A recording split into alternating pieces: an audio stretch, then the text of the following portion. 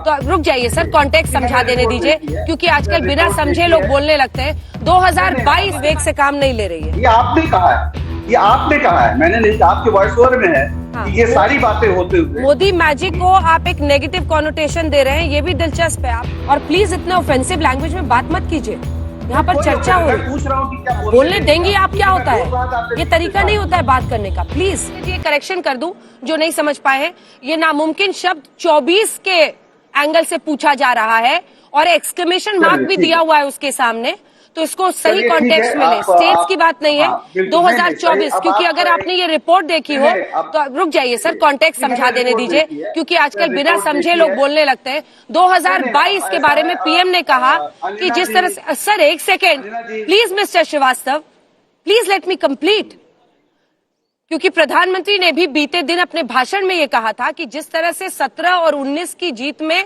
एक समानता देखी जा रही थी, वैसे ही 22 अगर हमने हासिल कर लिया है तो क्या 24 में भी हमारी सरकार बनेगी, ऐसा ज्ञानी बोलेंगे।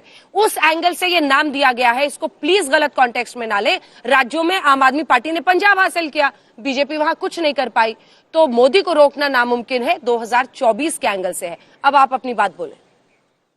अंजना जी, मैं भी टेलीविजन का पत्रकार रहा हूं और मुझे पता है कि विस्मयादिबोधक चिन्ह और क्वेश्चन मार्क लगा देने से चीजें कितनी बदल जाती। बहरहाल वो आपका अधिकार है और हमारा ये अधिकार है कि हम उससे समझे कि क्या ध्वनि आ रही। मैंने बस इसलिए कहा है, बहुत विनम्र आपको बताने की कोशिश की कि अभी हमने राजस्थान, छत्तीसगढ़, मध्य प्रदेश में पिछली बार ही इसी कांग्रेस पार्टी ने मोदी जी की सारी कोशिशों के बावजूद उन्हें परास्त किया था। इसलिए राजनीति में नामुमकिन जैसा कोई शब्द नहीं है। हाँ, आज वो जीते हैं, उनको बधाई, बहुत बहुत बधाई।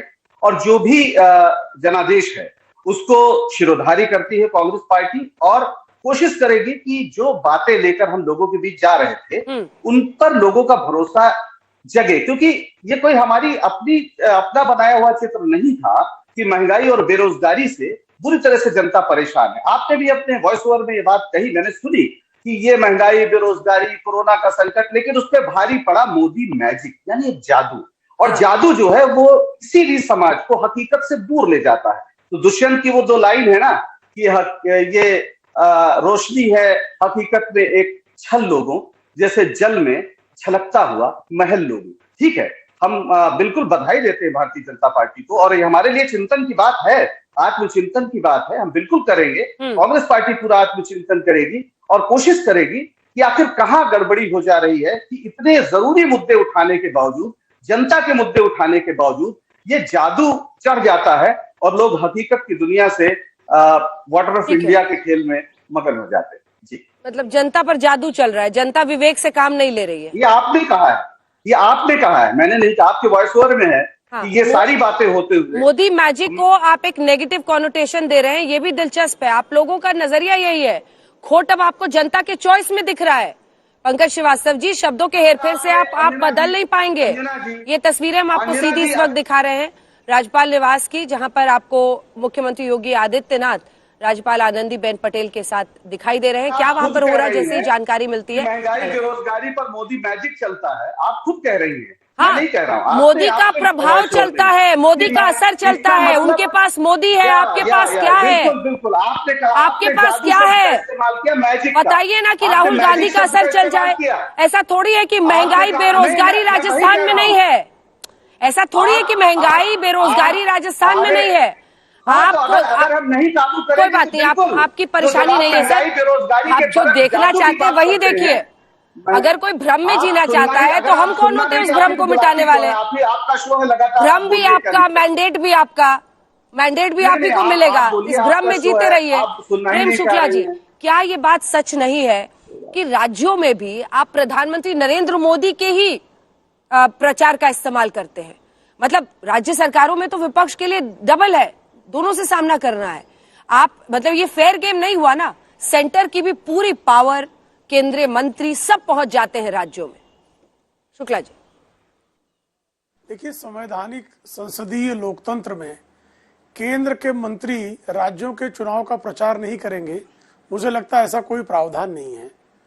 और आदरणीय प्रधानमंत्री जी जो केंद्रीय योजनाओं के माध्यम से राज्यों को विकास का मार्ग प्रशस्त करते हैं, जिसके कारण हमारे यहाँ बार बार डबल इंजन की सरकार कही जाती है। आदरणीय प्रधानमंत्री जी की नीतियों और योजनाओं का क्रियान्वयन भारतीय जनता पार्टी शासित राज्यों में बेहतर ढंग से होता है। जैसे उत्तर प्रदेश में प्रधानमंत्री आवास योजना के तहत सर्वाधिक मकान बने, सर्वाधिक उज्ज्वला के तहत जो है वो लोगों को एलपीजी कनेक्शन मिले, सर्वाधिक लोगों को सौभाग्य योजना के तहत बिजली के मुफ्त कनेक्शन मिले, सबसे ज्यादा सड़कों का निर्माण हुआ, एक्सप्रेसवे का सर्वाधिक निर्माण हुआ, सर्वाधिक जो है मेट्रो का निर्माण हुआ।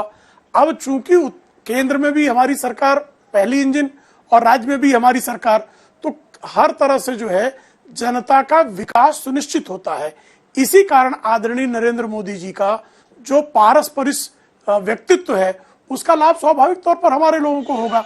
एक जमाना था कि पंडित नेहरू के इमेज का लाभ कांग्रेस को होता था, श्रीमती इंदिरा गांधी के इमेज का लाभ कांग्रेस को होता था, श्रीमान राजीव गांधी की इमेज का लाभ जो है कांग्रेस को मिलता था। कालांतर में कांग्रेस का केंद्रीय नेतृत्व कमजोर होता गया, अब उसकी स्थिति नहीं है कि लाभ पहुंचाया जा सके, तो दूसरी तरह की बातें करते हैं। हमारे बारे में जितने सारे लोग यहाँ बैठ के चिंता कर रहे हैं उन सबको मेरी बहुत बहुत उनको ये देखिए 17 और 22 का हमने दर्शकों के सामने तीनों मैं तो तीनों दिखाना चाहती हूँ। हाथरस भी दिखाइए, 17 और 22 में तीनों डेटा मैंने निकलवाया है, उन्नाव का भी निकलवाया है।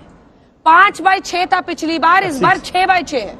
मैंने लखीमपुर खीरी, हाथरस और उन्नाव तीनों का डेटा निकलवाया, क्योंकि इन्हीं तीनों पर विपक्ष अपनी पूरे केंद्रित रख रहा था डिस्कोर्स को। अब ऐसे में 17 में 2/3, 22 में 2/3, इसका मतलब अपने इशू को भी कन्विंस नहीं कर पाए ना आप। अपने जो इश्यूज आपने उठाए, जो जनता का इशू था, उन्नाव का सच हो, हाथरस का हो, हाथरस में तो आज तक ने लगातार रात भर कवरेज की थी। हमने सबसे पहले दिखाया था कि जो दलित बेटी थी उसके जला दिया गया, परिवार के बिना जला दिया गया, पुलिस ने जला दिया, लेकिन असर नहीं हुआ। कुछ बोलने देगी आप? इसकी नहीं, अभी मैं डेटा दिखा रही हूँ, आपको वेट करना पड़ेगा मिस्टर श्रीवास्तव। और प्लीज इतना ऑफेंसिव लैंग्वेज में बात मत कीजिए, यहाँ पर चर्चा हो रही। पूछ रहा हूँ कि क्या बोलने देंगी आप? क्या होता है ये तरीका नहीं होता है बात करने का। प्लीज तमाम लोगों से बातचीत हो रही है, please talk respectfully sir, please talk respectfully, क्योंकि डेटा आ गया तो डेटा दिखाऊंगी मैं, ये मेरा प्रेरोगेटिव है सर। प्लीज बिल्कुल है, पर let's behave respectfully towards each other, इतना तो सम्मान हम कर सकते हैं। बिल्कुल। Thank you. तो ये सवाल है कि क्या आप कन्विंस नहीं कर पाए? हमने हाथरस की बेटी का सच दिखाया और हमारी रिपोर्टर वहां पर मौजूद थी जिसने दिखाया कि उसके परिवार के बावजूद उसे जला दिया गया, परिवार वाले देख तक नहीं पाए। और योगी आदित्यनाथ ने जो पहला इंटरव्यू दिया उसमें यही सवाल मैंने उनसे पूछा। लेकिन सवाल है कि क्या भरोसा इन सब के बावजूद मोदी योगी पर हो रहा है? तो आप कहाँ हैं पंकज जी? देखिए अंजना जी, हाथरस का सच आपने दिखाया, आपको बहुत धन्यवाद। आपने उन्नाव का सच दिखाया, आपको बहुत धन्यवाद। क्या जो लखीमपुर में लोग कुचले गए थे वो कोई कहानी थी? हकीकत है, ये सारे किस्से हकीकत है। ये दमन उत्पीड़न की ऐसी कहानियां हैं जो सदियों तक इसके बारे में बात होगी। उसके बावजूद अगर लखीमपुर में सारी सीटें बीजेपी जीत रही है तो ये केवल कांग्रेस पार्टी की चिंता की बात नहीं है, ये पूरे समाज को इस पे सोचना पड़ेगा और शायद आपको भी सोचना पड़ेगा, क्योंकि उस तकलीफ, उस चीख को आपने भी सुना है, बहुत करीब से सुना है। तो इसलिए कांग्रेस पार्टी अगर नहीं कन्विंस कर पाई, या कोई जिसके साथ रेप हुआ, जिसकी हत्या हुई, अगर उसका जो अपराधी है वो जीत रहा है, उसको वोट मिल रहे हैं, तो फिर इसका मतलब ये नहीं कि वो दर्द गलत है। मैंने पहले कहा कि ये हमारी कल्पना की तस्वीर नहीं है, महंगाई, बेरोजगारी हमारी कल्पना की तस्वीर नहीं है, हकीकत है। इस हकीकत से कौन इनकार कर सकता है? उसके बावजूद अगर जनता चाहती है कि ये हालात बने रहे तो उसका लोकतंत्र में आप कुछ नहीं कर सकते। ठीक है।